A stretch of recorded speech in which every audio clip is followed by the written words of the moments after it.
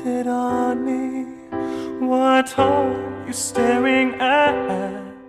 Berkeley is more making you a really good musician that can't get a job, and Belmont makes you a really good musician who can get a job and for a better price. Good enough. My favorite part is the Belmont cafeteria staff. They're just like the nicest people. No, really, like the food's like, but the people that serve the food are really, really, really nice. You know, I love them to death. They're like my family house. It's funny because anybody who meets me knows in like 3 seconds I'm not a serious person. But then they look at my music and they're like, wow, you're actually really deep and you have these very serious thoughts. When I was 14, I wrote my first song, and after that I just kept doing it until I was 16, and then I realized this is what I want to do with my life. This is the only thing that makes me happy. Probably when I wrote like a month and a half ago. It's called The Way You See Me. It's about a person who is abused because of his beauty and misused sexually or written emotionally, whatever.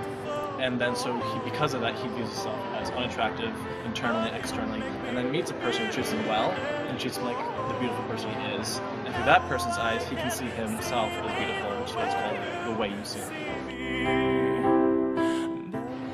I try to let life inspire me. I am obsessed with science, evolution especially, and all academia. And those really inspire me, but music is so tied to emotions because that's just how our brains work. That I try to become a different person when I write something. Empathy is the greatest innovation that man has, and being empathetic even towards people that don't exist, I can create new experiences because my life is so small in this itty-bitty splash of human history. So if I can take somebody else's perspective, I can write from his perspective, or her perspective, or from their perspective, and suddenly I have a very universal, Catholic, encompassing breadth of music that is over the entire human spectrum and that everyone can relate to. I would like to be a staff writer and write music for people, maybe release a couple solo albums. I mean, this is after I'm a teen celebrity, you know, when I've been on Celebrity Square. But really all I want is to settle down, have some kids, and a really attractive husband. But, you know, that honestly, like, I have, like, names, middle names picked up for all my kids. So that's kind of the only thing I want. But you have to have money, because they eat a lot of money, so I'm going to do that by being a musician. Somebody showed me Tupac once, and I was like, yeah, like I really got into the lyrics because I thought it was fun. I love a good classical aria, especially if it's German. Still Really Knock, which is a really pretty song. Really gross pop, like really like bad Britney or Lady Gaga until you can get to, or then want to like chill out with like some Sarah Bareilles, you know, like really just really eclectic tastes, which is important as a songwriter. Big concept person. In music there is a melody, there's lyrics, there's structure, but there's a concept which people always forget about, which is really frustrating because the concept is the basis, it's like the thesis of the song. It's what your message is.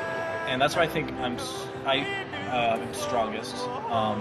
That's where I excel, I think, with the concept, because the concept is what you're trying. That's what people take away from it, even if they sing it themselves and they like that melody, or there's like a couple lyrics that they really like. The reason they connect to it in the first place is because it's about something that they relate to. There are a million ways to say I love you, but only a handful that are original and memorable.